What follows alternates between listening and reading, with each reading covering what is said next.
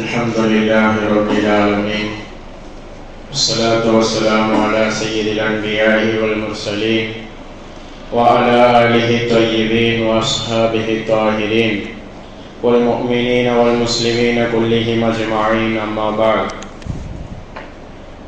يا سيدي يا رسول الله خذ بيدي قلت حيلتي أدركني مرادنا يا رسول الله لا وسيلة إلا أنت يا حبيب الله.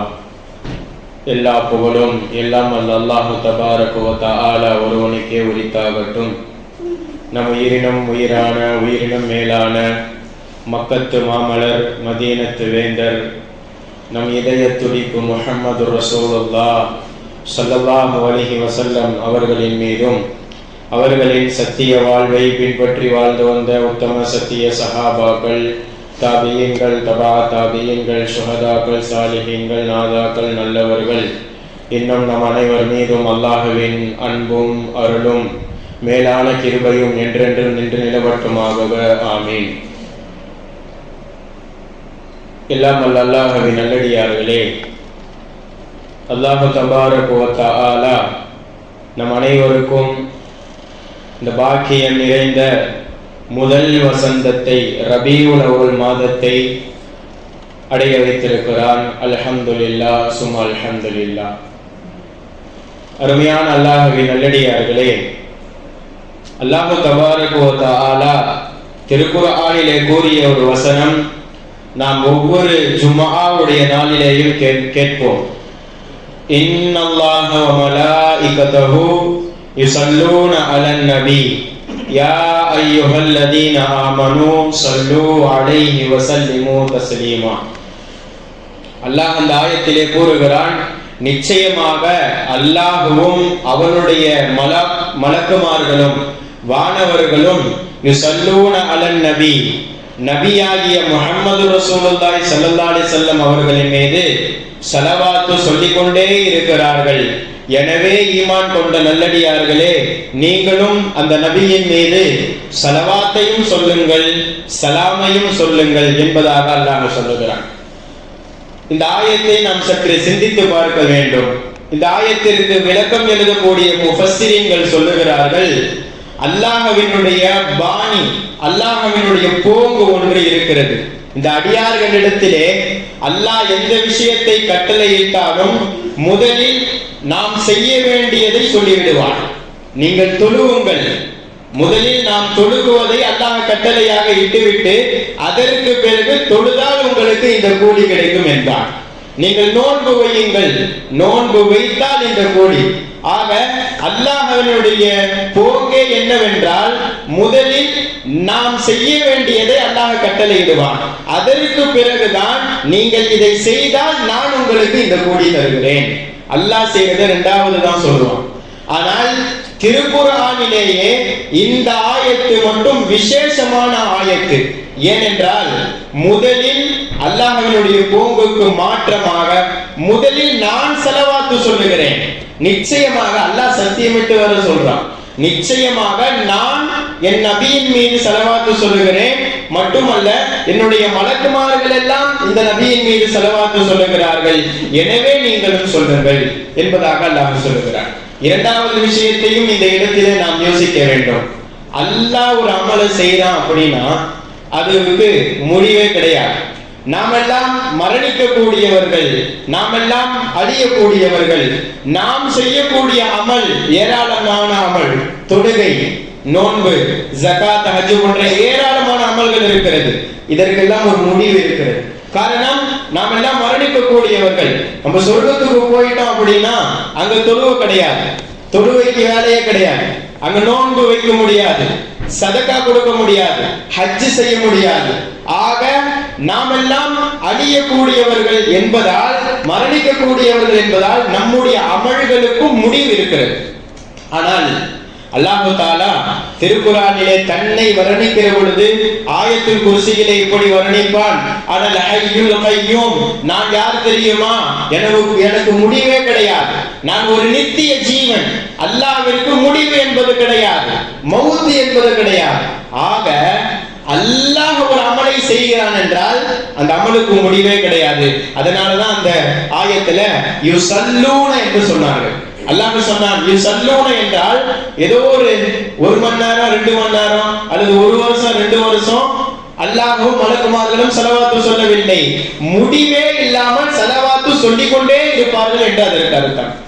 அதே போல் இந்த ஆயத்திலே அல்லாஹ் 2 விஷயத்தை கட்டளையிடுகிறார். ஒன்று யுஸல்லூன ஸல்லு அலைஹி வ ஸல்லிமு தஸ்லீமா, ஸலவாத்தையும் சொல்லுங்கள் ஸலாமையும் சொல்லுங்கள். ஸலவாத்து வேற சலாம் வேற. ஸலவாத்தையும் நாம் பெருமானாரின் மீது அதிகமாக சொல்ல வேண்டும், அதே சமயத்தில் ஸலாமையும் ஸல்லல்லாஹு அலைஹி வஸல்லம் அவர்களின் மீது நாம் அதிகமாக சொல்ல வேண்டும். அன்பான பெருமக்களே, நாம் வாழக்கூடிய இந்த காலத்தில் ஸலவாத்துகளினுடைய சிறப்புகளையும் அதனுடைய அகமியங்களையும் குறித்து ஏகப்பட்ட விஷயங்களை நாம் கேள்விப்பட்டிருப்போம். ஆரம்ப காலங்களில் எல்லாம் ஸலவாத்துகளை கொண்டுதான் அனைத்தையும் அவர்கள் அனுபவித்தார்கள். ஒருவருக்கு நோய் ஏற்பட்டால் அந்த நோய்க்கான ஷிஃபா ஸலவாத்தின் மூலம் தான் பெற்றுக் கொள்வார்கள். நம்ம எல்லாத்துக்கும் தெரியும் அலி ரலியல்லாஹு அவர்கள். அலி ரலியல்லாஹு அவர்களுடைய அறிவு சாதாரணமான அறிவே கிடையாது. ஒரு முறை ஒரு யூதன் 1000 நபர்களை அழைத்து வந்தான். ஒரு யூதன் 1000 நபர்களை அழைத்து கொண்டு வந்தான். மக்காவிற்கு வருகிறார். வந்ததும் அபூபக்கர் ரலியல்லாஹு இருக்கிறார்கள்.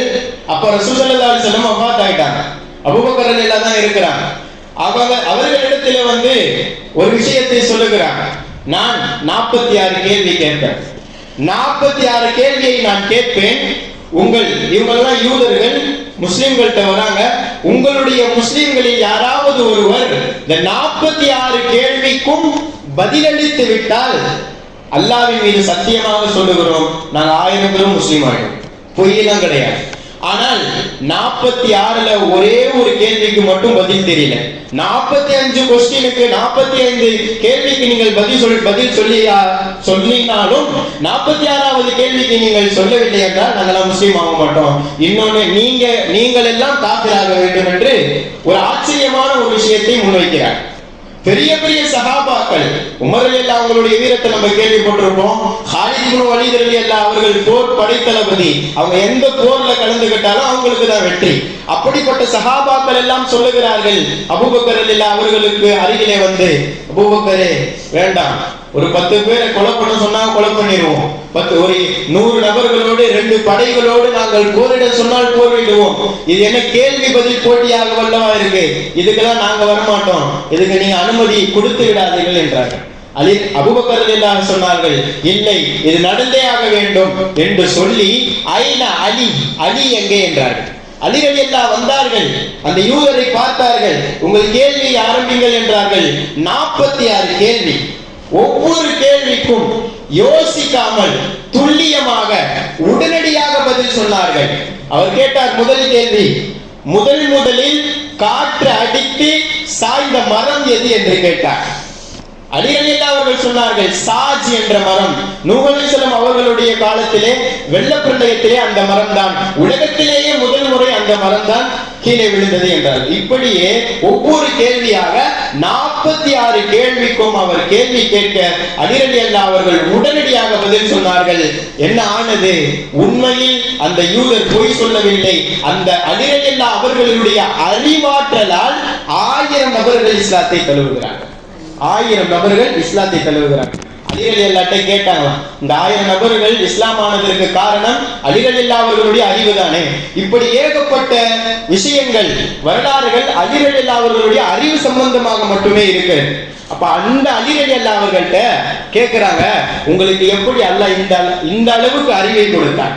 அவர்கள் சொன்ன ஒரே ஒரு விஷயம், ஏன் என்றால் எனக்கு எப்படி இவ்வளவு அறிவு கிடைத்தது என்றால், நான் ஒவ்வொரு நாளும் ஒவ்வொரு ஜுமாவிலேயும் வாரம் வெள்ளிக்கிழமை அசர் தொழுகைக்கு பின்னால் அசர் தொழுகையில் இருந்து மக்ரிபு வரையிலேயும் நான் ஸல்லல்லாஹு அலைஹி வஸல்லம் அவர்களின் மீது ஸலவாத்தை சொல்லுவேன்.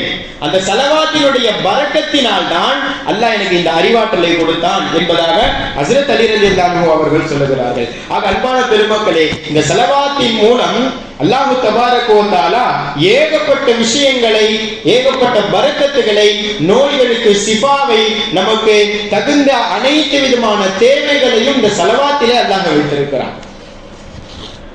நாயகம் ஸல்லல்லாஹு அலைஹி வஸல்லம் சொன்னார்கள், மன் ஸல்லா அலைய ஸலாத்தன் ஸல்லல்லாஹு அலைஹா பிஹா அஷரா.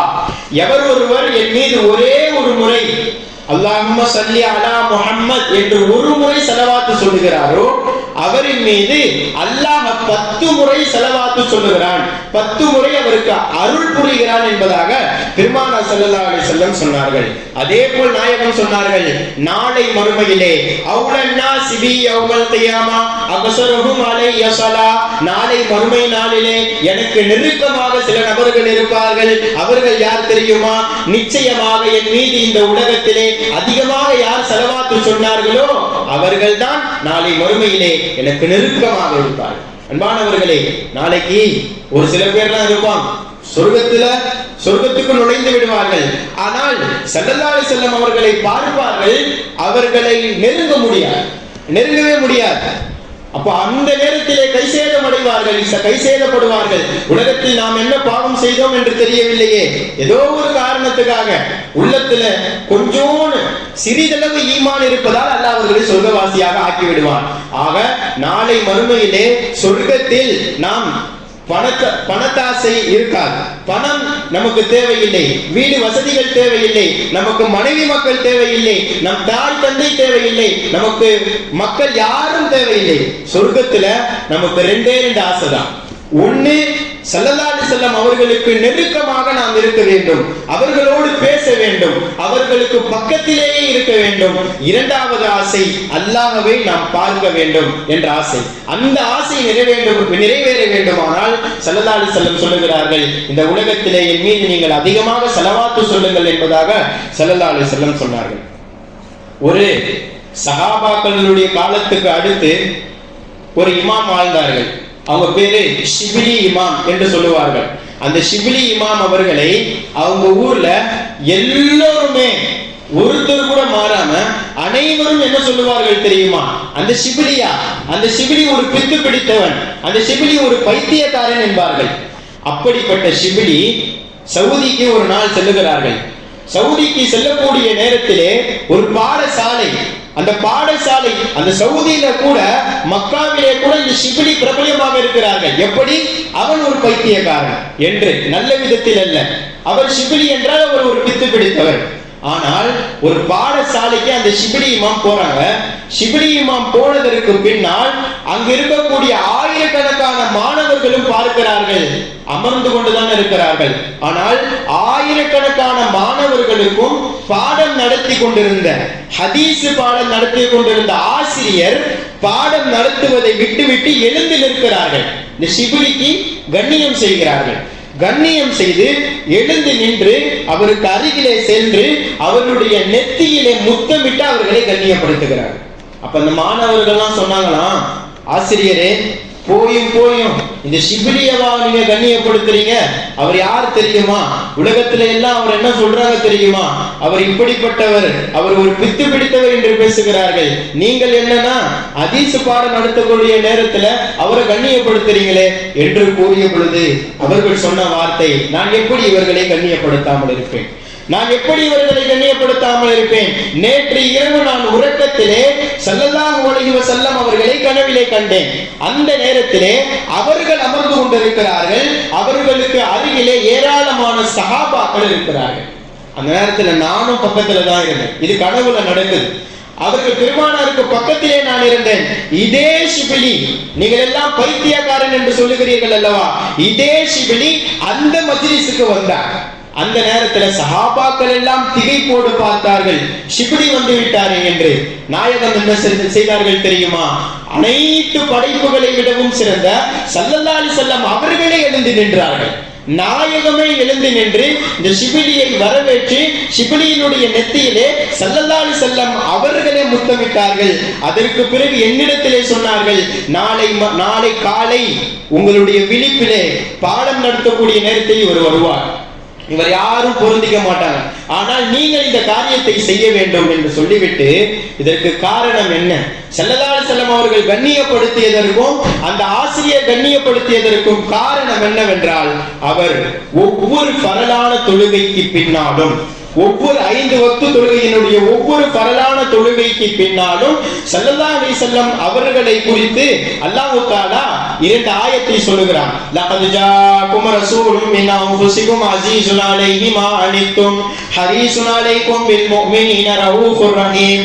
ஸல்லல்லாஹு அலைஹி வஸல்லம் அவர்கள் உங்களுக்கு வந்தார்கள், உங்களிலிருந்தே வந்தார்கள், இந்த உம்மத்தின் மீது அவர்கள் மிகவும் பேராசை கொண்டார்கள் என்று ஸல்லல்லாஹு அலைஹி வஸல்லம் அவங்களை குறித்து அல்லாஹ் குர்ஆன்ல 2 ஆயத்தை சொல்றான்.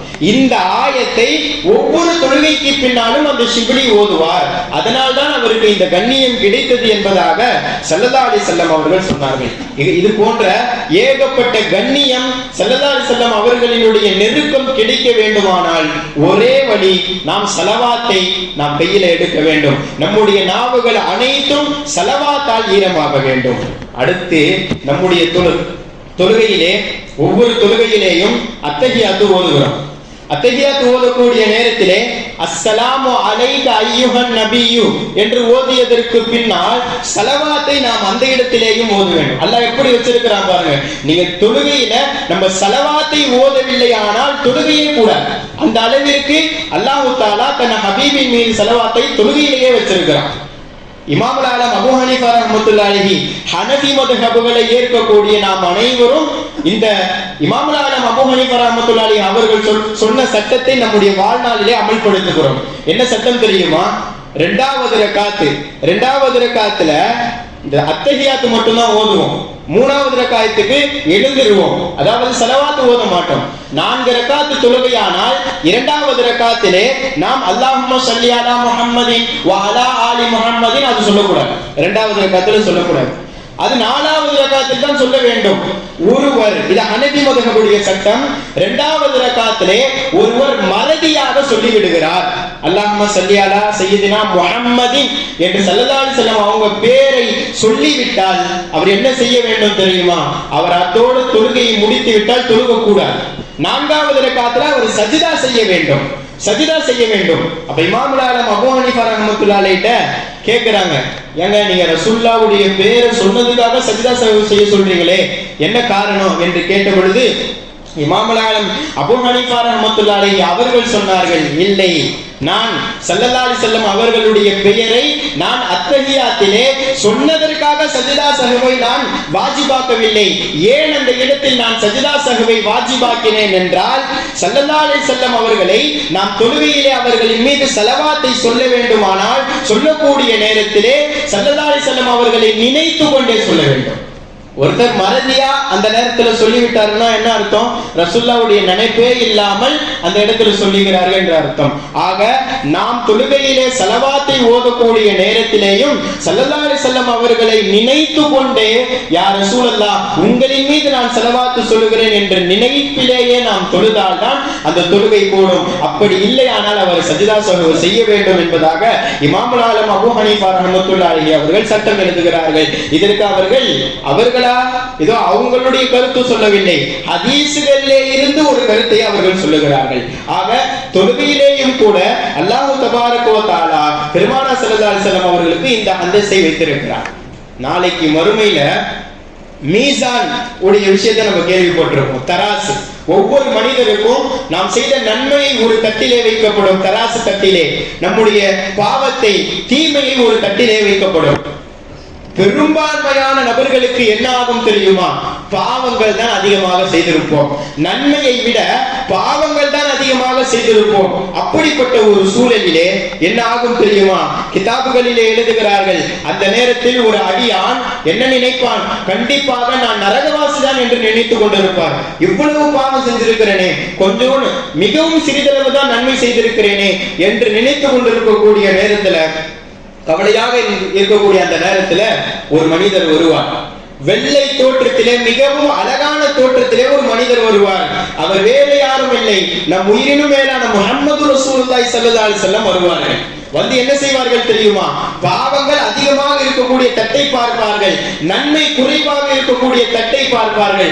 பார்த்ததுமே நாயகம் செய்யக்கூடிய ஒரு வார்த்தை, தூரத்தில் பெருமானாரை நாம் பார்ப்போம். நாளை மறுமையிலே பார்த்ததுமே நம்முடைய கவலைகள் எல்லாம் அப்புறப்படுத்தப்படும். கிதாபுல எழுதுறாங்க, அந்த நேரத்திலேயே நமக்கு சந்தோஷம் வந்துடும்.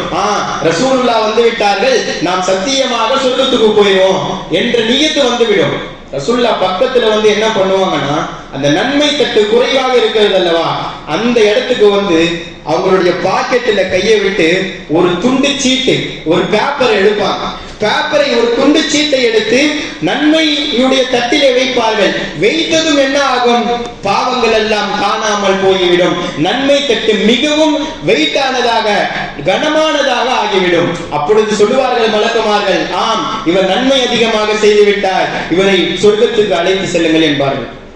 ரசூல் ஸல்லல்லாஹு அலைஹி வஸல்லம் இதை செஞ்சுட்டு போயிடுவாங்க. போனதற்கு பின்னால் நாம் என்ன செய்வோம் என்றால், ஸல்லல்லாஹு அலைஹி வஸல்லம் அவர்களை பின்தொடர்ந்து செல்லுவோம், ஓடி செல்லுவோம். ஓடி சென்று பெருமானார் இடத்திலே நாம் கேட்போம், யா ரசூலல்லாஹ், நமக்கும் அந்த ஆசை இருக்கும் அல்லவா, நாயகம் அவங்க பாக்கெட்ல இருந்து என்ன பேப்பர் எடுத்தாங்க, ஒரே ஒரு சின்ன பேப்பர், அந்த பேப்பருக்கு ஏன் இவ்வளவு வெயிட் என்று கேட்பதற்காக நாம் பெருமானாருக்கு அருகிலே செல்லுவோம். சென்று கேட்போம், யா ரசூலல்லாஹ், அல்லாஹ்வின் தூதரே, உங்களுடைய பாக்கெட்ல இருந்து ஏதோ ஒன்று போட்டீங்களே, அதனால் தான் இன்றைக்கு நான் சொர்க்கவாசியாக நிற்கிறேன், சொர்க்கத்திற்கு நுழைய போகிறேன், என்ன பேப்பர் அது என்று கேட்கிற பொழுது ஸல்லல்லாஹு அலைஹி வஸல்லம் சொல்லுவார்கள், என்னுடைய உம்மத்தே, நான் என்ன போட்டேன் தெரியுமா? அந்த பேப்பர்ல இருந்தது வேற எதுவும் இல்லை. உன் வாழ்நாளிலே எப்பொழுதெல்லாம் முஹம்மத் என்ற பெயரை கேட்டதற்கு பின்னால் ஸல்லல்லாஹு அலா முஹம்மது ஸல்லல்லாஹு அலைஹி வஸல்லம் என்று ஸலவாத்து சொன்னீர்களோ, எப்பொழுதெல்லாம் ஸலவாத்து சொன்னீர்களோ, அந்த ஸலவாத்துகளுடைய நன்மைகளை அல்லாஹ் அந்த பேப்பர்ல வச்சிருந்தான். அந்த பேப்பரை தான் நான் போட்டேன். இந்த ஸலவாத்தினுடைய பரக்கத்தா இன்னைக்கு நீங்க சொர்க்கத்துக்கு போயிருக்கீங்க என்பதாக. அதனால இந்த நேரத்தில் நம்ம ஒரு விஷயத்தையும் கவனிக்க வேண்டும். ஸலவாத்து சொன்னாலேயே சொர்க்கத்துக்கு சென்று விட முடியுமானா? இல்லை. நம்மளுக்கு தெரியும், சொர்க்கத்துக்கு போகுவதற்கு மிக முக்கியமானது ஈமான். ஆனால் அந்த ஈமான் அதிகமாகவும் ஆகும், குறைவாகவும் ஆகும். அந்த ஈமான் உடையவர்களை சொர்க்கத்திலே உயர்ந்த அந்தஸ்திற்கு தருவதும் இந்த ஸலவாத்தினுடைய சிறப்புகளை உணர்த்துவதற்காகவும் இந்த ஹதீஸை நமக்கு இமாம் பெருமக்கள் எழுதி கொடுத்திருக்கிறார்கள். இதே போல்தான் ஏகப்பட்ட விஷயங்களை நாம் பார்க்க முடியும். ஒரு கப்பலிலே ஒருவர் பயணித்து செல்கிறார், ஏராளமானவர்கள் அந்த கப்பலிலே இருக்கிறார்கள். திடீரென்று அந்த கடலினுடைய சீற்றத்தால் கப்பல் அலைப்பாய்கிறது. கப்பல் அப்படியே கவிழ்வதை போல் இருக்கிறது. அனைவரும் பயத்திலே இருக்கிறார்கள். அப்பொழுது ஒருவர் மட்டும் அந்த கப்பல்ல ஓரமாக இருந்து அனைவரும் உயிரை கைப்பிடித்து நம்ம எல்லாம் மௌத்தாய் போயிருவோமோ என்ற பயத்திலே இருக்கிறார்கள். ஆனா ஒரே ஒருவர் மட்டும் அந்த கப்பலுடைய ஓரத்துல நிம்மதியாக உறங்குகிறார். அவரை எழுப்புனாங்க. எல்லாமே உயிர் பயத்தில் இருக்கிறோம், நம்ம மௌத்தா போறோமோ என்ற பயத்திலே இருக்கக்கூடிய நேரத்துல நீங்க மட்டும் நிம்மதியா தூங்குறீங்களே, என்ன காரணம்? அப்ப அவங்க சொன்னாங்களாம், நான் நிம்மதியாக தான் தூங்குவேன். காரணம் என்ன தெரியுமா? என்னுடைய நாவிலே எப்பொழுதும் ஸலவாத் ஓடிக்கொண்டே இருக்கும். நான் இப்பொழுது உங்களுக்கு சொல்லுகிறேன், கப்பல் ஆடிக்கிட்டே இருக்கு, எப்பதான் கீழே விழுவோமோ என்ற அந்த நிலையிலே அவங்க சொன்னாங்க, நீங்கள் அனைவரும் அப்படியே அமருங்கள் என்றார்கள். அனைவரும் அமர்ந்தார்கள். அமர்ந்ததற்கு பின்னால் சொன்னார்கள், நான் உங்களுக்கு ஒரு விஷயத்தை சொல்லிக் கொடுக்கிறேன், இதை நீங்கள் செய்தால் கட்டாயமாக இந்த கப்பலினுடைய ஆபத்திலிருந்து, கடலுடைய ஆபத்திலிருந்து உங்களுக்கு பயமில்லாத ஒரு சூழல் ஏற்படும் என்றதாக சொன்னார்கள். அவர்கள் சொன்ன விஷயம் என்றால், அனைவரும் அமர்ந்ததற்கு பின்னால் 1000 முறை நீங்கள் ஸலவாத்தை ஸல்லல்லாஹு அலைஹி வஸல்லம் அவர்கள் மீது சொல்லுங்கள். இந்த 1000 முறையில 300-400 முறை ஓதி முடிப்பதற்குள்ளாயே இந்த விஷயங்கள் எல்லாம், ஆபத்துகள் எல்லாம் இல்லாமல் ஆகிவிடும். ஆனாலும் 1000 முறை ஸலவாத் ஓதுவதை நிறுத்தக்கூடாது என்பதாக சொன்னார்கள். இப்படி கணக்கு 100 ஸலவாத்துக்கு ஒரு சிறப்பு இருக்கு, 1000 ஸலவாத்துக்கு ஒரு சிறப்பு இருக்கிறது. இது அல்லாமல் நாமே நமக்கு ஏற்படுத்திக் கொள்ள வேண்டும். என் ஹபீபின் மீது, அல்லாஹ்வினுடைய ஸல்லல்லாஹு அலைஹி வஸல்லம் அவர்களின் மீது நான் ஒவ்வொரு நாளும் இந்த ஸலவாத்தை சொல்லுவேன். என்ன தெரியுமா நாயகம் சொல்லி இருக்கிறார்கள், எவர் ஒருவர் ஒவ்வொரு நாளும், இது நாயகம் சொன்ன வார்த்தை, எவர் ஒருவர் ஒவ்வொரு நாளும் 100 முறை ஸலவாத்தை சொல்லுகிறாரோ, அதை வளமையாக ஆக்கிக் கொள்ளுகிறாரோ, அவரை நாளை மறுமையிலே எனக்கு அருகிலே அழைத்து அவருக்கு முசாஃபஹா செய்வேன் என்பதாக ஸல்லல்லாஹு அலைஹி வஸல்லம் அவர்கள் சொன்னார்கள். ஆக அன்பான பெருமக்களே, ஸல்லல்லாஹு அலைஹி வஸல்லம் அவர்களுடைய முபாரக்கான கரத்திலே நாம் முசாஃபஹா செய்ய வேண்டுமானால், நாளை மறுமையிலே சொர்க்கத்திலே அவர்களுக்கு நெருக்கத்திலே இருக்க வேண்டுமானால், நம்முடைய நோய்கள் அனைத்தும் அப்புறப்படுத்தப்பட்டு ஷிஃபா ஆகி நம் அனைவருக்கும் பரக்கத்து வேண்டுமானால், முதலில் அல்லாஹ்விற்கு பிடித்த அல்லாஹ் திருக்குர்ஆனிலே சொன்ன ஸலவாத்தை நாம் கையில் எடுக்க வேண்டும். நம்முடைய நாவுகளை ஸலவாத்தால் ஈரமாக்கிக் கொள்ள வேண்டும். எல்லாம் அல்லாஹ் தபாரக வ தஆலா நம் வாழ்நாளிலே அதிகமாக ஸலவாத்தையும் சலாமையும் ஓதக்கூடியவர்களாக நம் அனைவரையும் ஆக்குவானாக. ஆமீன். வ ஆகிரு தஅவானா அல்ஹம்துலில்லாஹி ரப்பில் ஆலமீன். அஸ்ஸலாமு அலைக்கும் வரஹ்மத்துல்லாஹி வபரகாத்துஹு.